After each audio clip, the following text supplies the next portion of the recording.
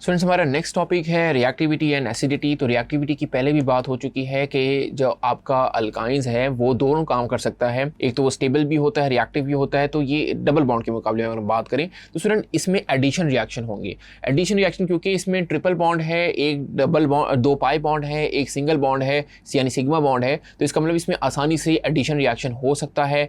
फिर इसके अलावा स्टूडेंट ये सब्स्टिट्यूशन रिएक्शन भी दे सकते हैं। सब्स्टिट्यूशन मतलब कि एक जो आपका हाइड्रोजन है, टर्मिनल हाइड्रोजन है, वो रिप्लेस हो सकता है किसी दूसरे एटम के साथ। तो रिएक्टिविटी में ये दो चीज़ें आप यहाँ पे समझ सकते हैं कि एडिशन रिएक्शन भी देंगे और सब्स्टिट्यूशन रिएक्शन भी अल्काइंस आपको दे सकते हैं। फिर स्टूडेंट हम बात करते हैं एसिडिटी ऑफ टर्मिनल अल्काइंस की। तो सबसे पहले हम जान लेते हैं कि टर्मिनल अल्काइंस क्या होता है। तो स्टूडेंट टर्मिनल अल्काइन वो होता है कि जिसमें एंड पे आपके एक हाइड्रोजन अगर पाया जाए। इसकी दो पहचान मैं आपको बताता हूँ। फॉर एग्जाम्पल, अगर आपके पास कुछ ऐसा हो कि CH ट्रिपल बॉन्ड CH हो यानी एंड पे हाइड्रोजन हो तो ये क्या होगा, टर्मिनल अल्काइन होगा। इसी तरह स्टूडेंट अगर हम इथाइन के बाद प्रोपाइन ले लें, प्रोपाइन का में 3 कार्बन होते हैं, ये 3 कार्बन है, उसका फॉर्मूला मैं बना देता हूँ। यहाँ पे ट्रिपल बॉन्ड आएगा, यहाँ पे एक H आ जाएगा और यहाँ पे क्या आएगा स्टूडेंट, यहाँ पे CH3 आ जाएगा और इस तरीके से ये आपका ये भी टर्मिनल अल्काइन बन जाएगा क्योंकि यहाँ पर भी हाइड्रोजन है। लेकिन स्टूडेंट एक और पहचान होती है कि एंड पे जो आपका है ना, चेन के एंड पे कार्बन हो, ट्रिपल बॉन्ड हो, चेन के एंड पे या हो ट्रिपल बॉन्ड हो, तो वो भी टर्मिनल अल्काइन की पहचान है, यानी सेंटर में ना हो। फॉर एग्जाम्पल अगर ये ऐसा होगा तो ये टर्मिनल अल्काइन नहीं होगा। लेट सपोज अगर ये है CH3 है, दरमियान में ये C है, ट्रिपल बॉन्ड फिर से C है और अब से CH3 है, तो देखिए दोनों पहचान यहाँ पे रॉन्ग हो रही है। एक तो एंड पे ये H नहीं है तभी ये टर्मिनल अल्काइन नहीं है, दूसरा ये कि ट्रिपल बॉन्ड जो है वो सेंटर में है, एंड पर नहीं है। तो ये पहचान आपको समझ आ गई होगी कि टर्मिनल अल्काइन क्या होते हैं। अब टर्मिनल अल्काइन के पास एबिलिटी होती है कि वो एसिडिक इन नेचर होते हैं। अब क्यों एसिडिक इन नेचर होते हैं? फॉर एग्जांपल ये CH है, फिर ट्रिपल बॉन्ड ये C है। लेट सपोज मैं H को कुछ ऐसे करके लिख देता हूँ। स्टूडेंट यहाँ पे क्या होता है, आप जानते हैं कि इस ट्रिपल बॉन्ड में एक तो होता है sp ओवरलैपिंग होती है। अब अगर sp बॉन्ड हाइब्रिडाइज बॉन्ड, आपका mode of hybridisation sp bond होगा, तो sp हाइब्रिडाइजेशन में क्या होता है कि 50% s करेक्टर होता है, जो कि मैंने पिछली स्लाइड में ही बताया। 50% क्या होता है, s करेक्टर।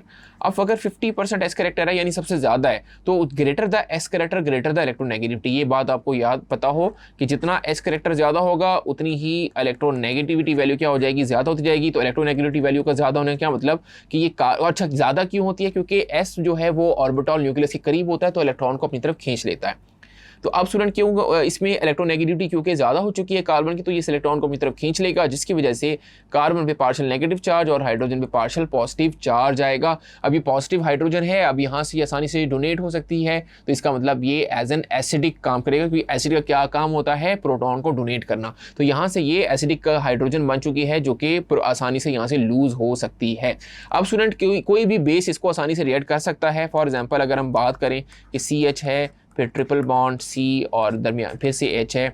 अब अगर ये किसी बेस के साथ रिएक्ट करता है तो बेस इस कार्बन के साथ रिएक्ट करके BH बना देगी और यहाँ पे एक आपके पास आ जाएगा, क्योंकि हाइड्रोजन जो अपना इलेक्ट्रॉन दे के जा रही है तो ये नेगेटिव चार्ज आ जाएगा और प्लस BH ऐसे आ जाएगा। इलेक्ट्रॉन जो है वो हाइड्रोजन अपना दे के इसको जा चुका है, तो CH ट्रिपल बॉन्ड C हो जाएगा जिसके ऊपर नेगेटिव चार्ज आ जाएगा और फिर BH आ जाएगा। इस तरीके से आप इसका रिएक्शन देख सकते हैं कि जिसमें अगर ये रिएक्शन करे अल्काइन आपका, लेट सपोज क्यूपरस क्लोराइड के साथ, तो डाई कॉपर क्लोराइड एसिटाइलाइड बन जाते हैं अमोनियम हाइड्रोक्साइड के साथ की मौजूदगी में। और अगर ये सिल्वर के साथ रिएक्ट करे तो फिर क्या बन जाएगा, डाई सिल्वर एसिटाइलाइड बन जाएंगे in the presence of ammonium hydroxide. आइए इन रिएक्शन को भी देख लेते हैं। फॉर एग्जाम्पल स्टूडेंट अगर हम बात करें यहाँ पे, लेट सपोज क्योंकि हम पहला रिएक्शन लिख लेते हैं, CH ट्रिपल बॉन्ड CH, ये आपके पास आ गया अल्काइन।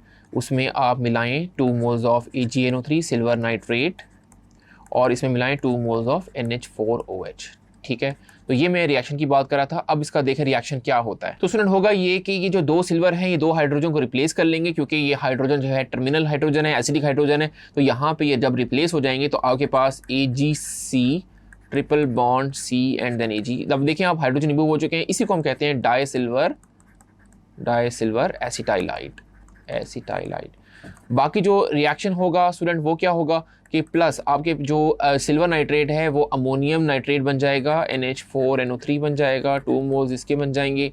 और जो आपके 2 यहाँ पे OH बचे वो जो 2 हाइड्रोजन आएंगे उसके साथ मिलके 2 मोल्स ऑफ H2O बना देंगे। इसी तरह स्टूडेंट आप कॉपर के साथ ये देख सकते हैं जिसमें डाई कॉपर एसिटाइलाइड बन जाएगा। होपफुली स्टूडेंट ये रिएक्शन आपको अच्छे से समझ आ गए होंगे।